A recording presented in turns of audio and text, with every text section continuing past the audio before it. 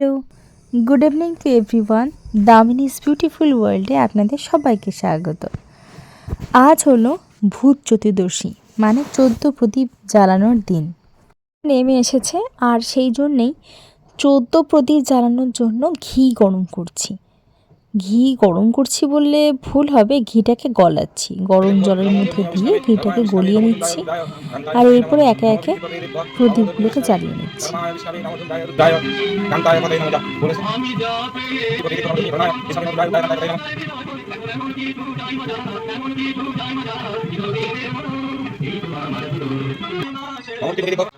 তো কোয়ার্টারের চারিদিকে প্রদীপ দিয়ে দেবো। এই দীপাবলিতে যেন আলোর আভায় চারিদিক আলোকিত হয়ে ওঠে। এই যে সমস্ত প্রদীপ আমার জ্বালানো হয়ে গেছে, এবার একে একে সব জায়গায় দিয়ে দেবো। বাইরে টুনি বাল্ব দিলেও এই প্রদীপের আলোর মধ্যে একটা দারুণ মায়াবী পরিবেশ তৈরি হয়। প্রদীপের আলোর আভাটা না দারুণ লাগে দেখতে, তার একটা আলাদাই ব্যাপার আছে। তো সেই জন্যে কোয়ার্টারের চারিদিকে প্রদীপ দিয়ে দিচ্ছি।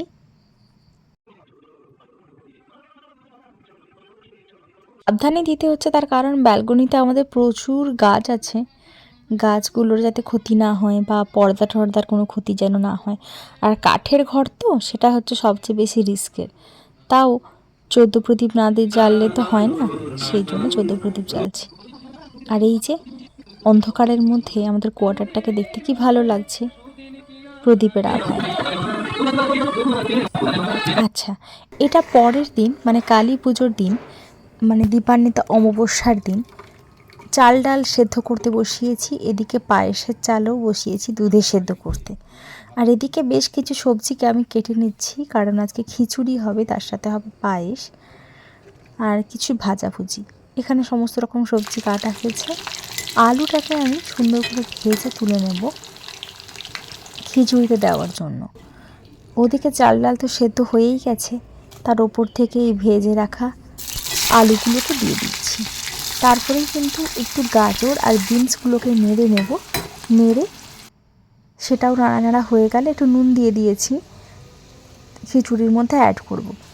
এখনও চাল ডাল সেদ্ধ হয়ে রয়েছে, ওর মধ্যে আমি কোনো রকম হলুদ ইউজ করিনি, একেবারে হলুদ দেবো লাস্টে। বা খিচুড়ির যখন আমি মশলাটা করব তখন হচ্ছে ওতে দেব হলুদ। ফুলকপি ভেজে নিলাম খিচুড়িতে দেওয়ার জন্য। আর ওদিকে একটু টমেটো বেটে নিয়েছি। এখন ভাজাভুজির জন্য দিয়ে দিচ্ছি কুমড়ো। আর এখানে ইলেকট্রিক কেটলের মধ্যে পটল আর আলুটাকে একটু সেদ্ধ করতে দিলাম। পায়েসটা আমাদের অলমোস্ট রেডি, তাই একটুখানি ওপর থেকে ড্রাই ফ্রুটস দিয়ে দিলাম ভেজে রাখা। আর দিয়ে দিচ্ছি বেশ খানিকটা পরিমাণ কনডেন্স মিল্ক। চিনি ইউজ করব না, বাতাসা কনডেন্স মিল্কে মিষ্টি হবে। কুমড়োটা অলরেডি আমার ভাজা হয়ে গেছে এদিকে। আর আমি খিচুড়ির মশলা তৈরি করেছিলাম আদা জিরে আর টমেটো দিয়ে, সেটাও কিন্তু খিচুড়ির মধ্যে ঢেলে দিলাম। এই যে আমাদের খিচুড়ি প্রায় কিন্তু রেডি। এরপর ওপর থেকে একটু ঘি ছড়ালেই ব্যাস খিচুড়ি একেবারে রেডি হয়ে যাবে। মা তারার জন্য খিচুড়ি বোধহয় আমি এই কোয়ার্টারে এসে প্রথম বানালাম। তো এবারে ইচ্ছে ছিল মাকে একটু খিচুড়ি খাওয়াবার। এখানে কিন্তু মা তারাকে আমি এই শাড়িটা পরিয়ে রেডি করে দিয়েছিলাম। কেমন লাগছে আমাকে কিন্তু অবশ্যই জানাবেন। মা তারার ফটোটাকে কি সুন্দর করে সাজিয়েছি, মানে আমি চেষ্টা করেছি সাজানোর আমার মনের মতো করে। আমি আগের বারেও এরকমভাবে মা তারাকে সাজিয়েছিলাম, তাই এবারেও মায়ের জন্য একটা ভালো শাড়ি কিনে এনে মাকে সাজাবার চেষ্টা করেছি। আর এদিকে বেশ কিছু মিষ্টি আমাদের সামনে যে মন্দির আছে সেই মন্দিরে যাবে, আর সেই জন্যই কিন্তু গুছিয়ে দিচ্ছি। গোপুকে এখানে রেডি করছি। আর এদিকে আমার সমস্ত কিছু কিন্তু মাটির সরাই রেডি, মাটির প্লেটে রেডি। খিচুড়ি আছে 5 রকমের ভাজা, বড়ি ভাজা, আলু ভাজা, বেগুন ভাজা, পটল ভাজা, কুমড়ো ভাজা। আর এদিকে মিষ্টি, 2 রকমের মিষ্টি, পাঁপড় ভাজা রয়েছে। আর এটা আমার গোপুর ছোট্ট, আর এটা হচ্ছে পায়েস। এই হলো আমার আজকের পুজোর জন্য মায়ের জন্য ভোগ। আর এই ডালিটা কিন্তু আমরা তাঁতের শাড়ি আছে, মন্দিরের জন্য এনেছি, মন্দিরের যে মাতারা আছে ওনার জন্য এনেছি। শাড়ি আছে, ধুতি আছে, আর মায়ের খড়গ আছে, আর জবা ফুলের মালা আছে, এই আর কি। এদিকে গপু একেবারে সেজে গুজে রেডি, গপুকে কিন্তু দারুণ লাগছে, গপুকেও সাজিয়ে দিয়েছি। আর এবার কিন্তু হাজব্যান্ড পুজো শুরু করবে। মেনলি পুজোটা ওই করে, বাট পুজোর সমস্ত কিছু জোগাড় যন্ত্র আমিই করে দিই।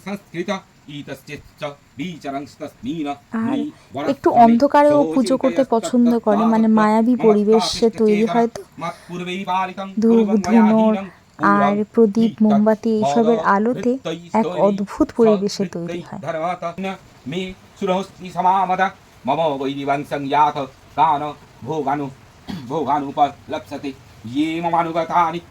আর বাইরে তখন অঝোরে বৃষ্টি পড়ছে, ঝমঝম ঝমঝম করে, আর ভেতরে কিন্তু মাতারার পুজো হচ্ছে। উফ, কি যে অদ্ভুত একটা ফিলিংস, আমি বলে বোঝাতে পারবো না। অদ্ভুত এক অনুভূতি, সেটা বোধ হয় যে ওই জায়গায় থাকে সেই বুঝতে পারে। আমি বাইরে এসেছি দেখতে যে কেমন লাগে কোয়ার্টারটাকে। ঝমঝম করে বৃষ্টি হচ্ছে, তার মধ্যে আলো জ্বলছে, আর তার মধ্যে এই মা তারার পুজো।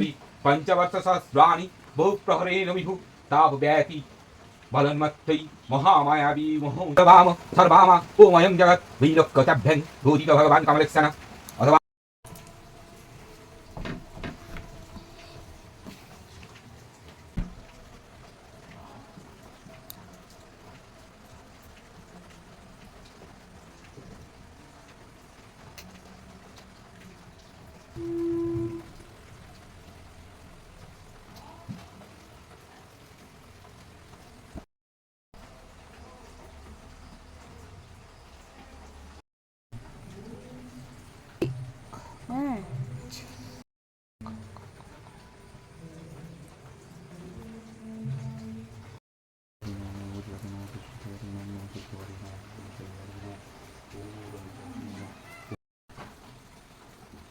কেই হয়তো ভাববেন যে আমরা ব্রাহ্মণ, কিন্তু না, আমরা ব্রাহ্মণ নই। আমরা যতটুকু মাকে ডাকি আমাদের মন থেকে ডাকি, যতটুকু পারি নিজের মনের মতো করে পুজো করার চেষ্টা করি। মন্ত্রতন্ত্র কতটুকু জানি বা কতটুকু পারি তার ঠিক নেই। তো সেরে পাশের মন্দিরে এসে গেছি। এখানকার মাও ভীষণ মিষ্টি দেখতে হয়েছে, কি সুন্দর মুখটা।